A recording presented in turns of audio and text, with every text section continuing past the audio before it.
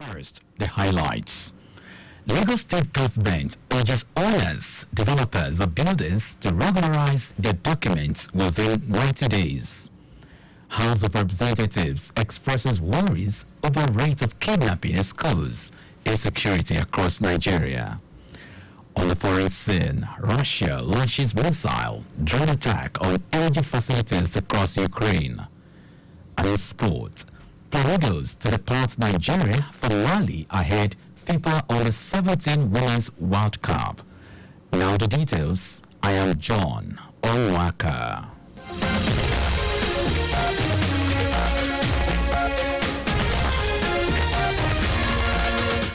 Lagos State Government has urged owners and developers of existing buildings, structures in the state to take advantage of the 90-day amnesty window from the 2nd of May to July 30th to regularize their documents in tandem with the fiscal planning laws to avoid demolition.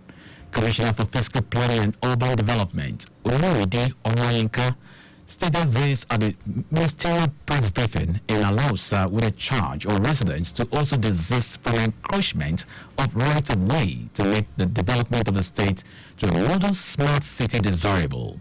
Olayinka noted that in the last 1 year, the Lagos State Fiscal Plan and Building Control Appeals Committee received a total of 126 petitions against individuals, government agencies, public officials, out of which hearings were conducted for 86 and decisions delivered, and 26 ongoing, with a call on residents with complaints to take advantage of the appeal committee to address their concerns.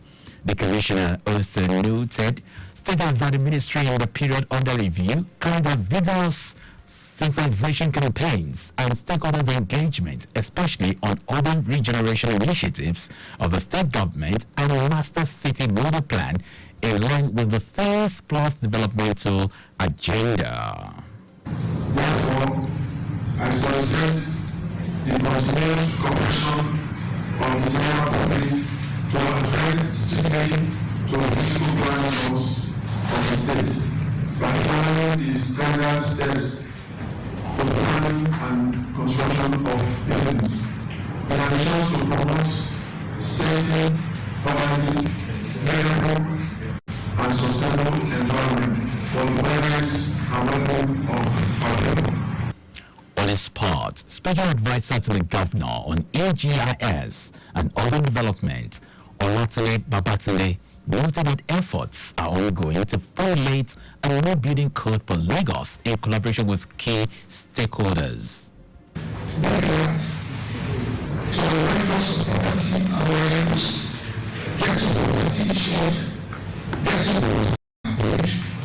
And also certified when it is completed, so that it will not be seen as a regime that will obsolete the existing laws and our regulations. Our correspondent, Adiola Kedele, reports that the Ministry of Fiscal Planning is running Fiscal Planning Development Summit and committed to promoting safe, orderly, durable, and sustainable environment for the well-being of the people.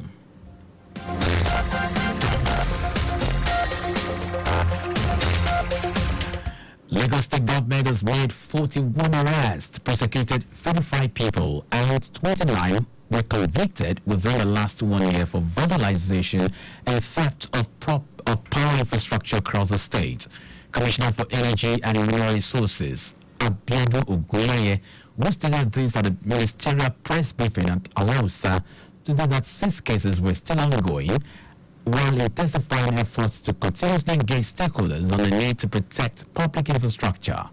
Ogunleye, who reiterated the plan of the Babajide Sanwo-Olu administration to make Lagos a 21st century economy, said Lagos State will take advantage of the recent onboarding of electricity by being an enabler for Lagos electricity markets, while noting that Lagos received oil derivation fund of 3.78 billion naira for 2020 to 2021.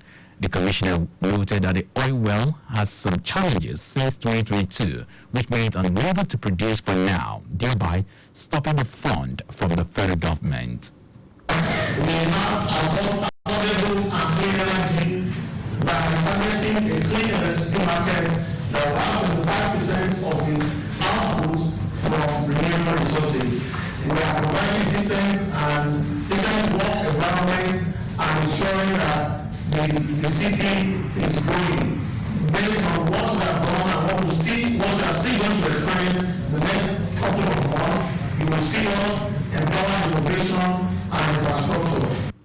Ogule also assured residents that illegal gas shops springing forth within streets across the state will be sanctioned from next month to prevent explosion and loss of innocent lives. Our correspondent Adiola Kidere quotes the commissioner saying that once the Lagos electricity bill is passed by the State Assembly and assented to, residents will have access to cleaner and greener energy.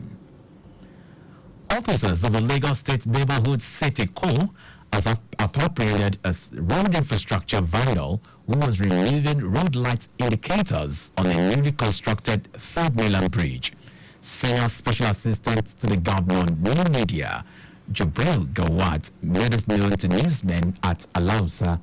He identified the suspect as one Mr. Friday Uwafo, aged 46. According to Gawat, the suspect had been handed over to the Commissioner of Police, Lagos Command, Adegoke Fayode.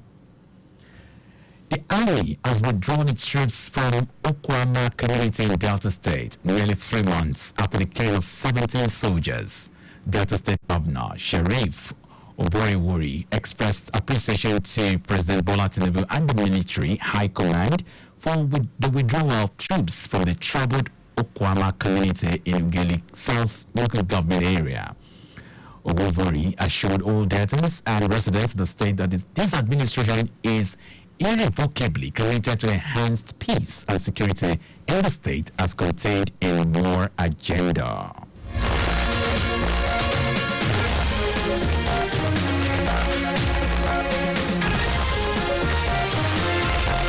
Now to the rest of the stories. The House of Representatives has expressed worries over kidnappings and wanton destruction of lives and properties across the schools in the country since 2014 till date.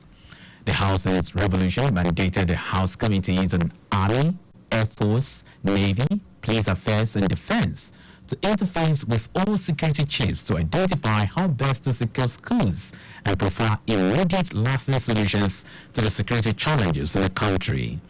The House also mandated schools to engage the services of private security outfits to complement the efforts of the security agencies in securing the schools. The resolutions were sequel to the adoption of the motion of urgent national importance moved by the lawmaker representing Ohiluwan, Owode Federal Constituency, Billy Osawaru, during plenary in Abuja.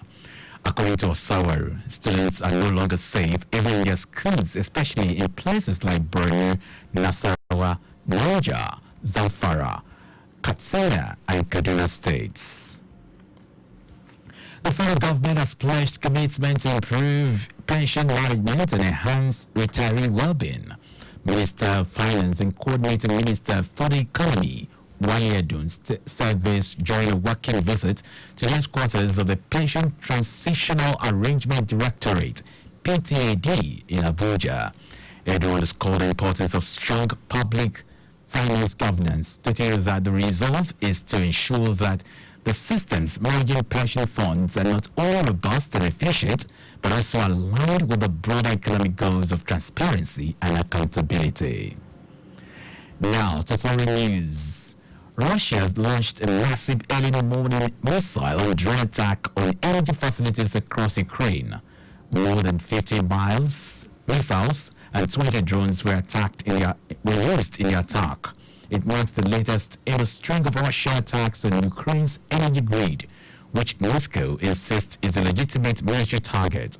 The strikes targeted 7 regions across the country and took place on a major national holiday commemorating the defeat of Nazi Germany in World War II.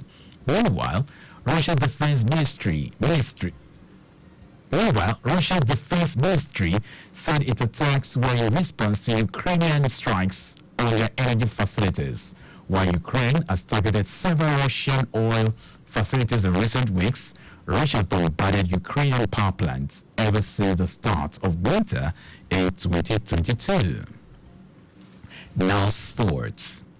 Nigeria's under-17 girls Flamingos will tomorrow depart the country for Bamako, capital of Mali, ahead of Saturday's FIFA under-17 Women's World Cup. The Nigerian girls have failed to appear in only one edition of the competition, Uruguay 2018, since it was launched in New Zealand in 2008, and was set for a handsome win in the Malian capital to lead the return leg in Abuja on 18th May a formality. Meanwhile, the Confederation of African Football has made a change in the fourth official of today's match at the stayed 26th of March in Bamako. And that's our news. But just before we go, please do not drive beyond specified speed limits. You can follow us and like all our various social media platforms. X, Traffic Radio 961. Instagram, Lagos Traffic Radio 961. Subscribe and watch our news and programs live on YouTube at Traffic Radio 961. You can also visit our website at trafficradio961.ng. Did you know that the Sanwo-Olu administration engaged independent managers for the management of the Lagos theatres?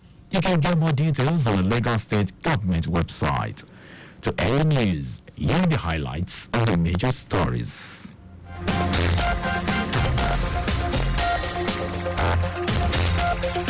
Lagos State Government has urged owners and developers of existing buildings, structures in the state to take advantage of the 90-day amnesty window from the 2nd of May to July 30th to regularize their documents in tandem with the fiscal planning laws to avoid demolition.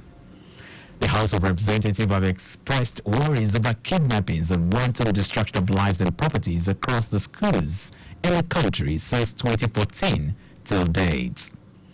We also tell you that Russia has launched a massive early morning missile and drone attack on energy facilities across Ukraine. And in sports, Nigeria's under-17 girls Flamingos will tomorrow depart the country for Bamako, capital of Mali, ahead of Saturday's FIFA Under-17 Women's World Cup. For contact with the newsroom, send a message to info@trafficradio961.ng. That ends the news broadcast compiled by Zainab Adebeshi. I am John Omoaka. Thank you very much for listening.